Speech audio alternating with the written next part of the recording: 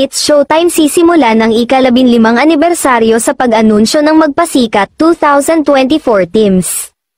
Doble ang pasabog na dapat abangan ng madlang people sa darating na Lunes, August 19 sa pagdiriwang ng Showtime Online U ng ika-8 anibersaryo pati na rin ang pag-kick-off ng It's Showtime sa kanilang ika-15 anibersaryo sa pag-anunsyo ng Magpasikat teams ngayong taon.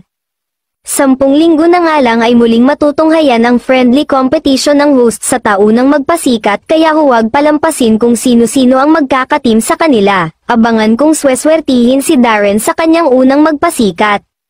Samantala, 8 taon na rin na extended ang saya ng madlang people hanggang online show dahil na rin sa hatid na araw-araw na good vibes ng Showtime Online U hosts.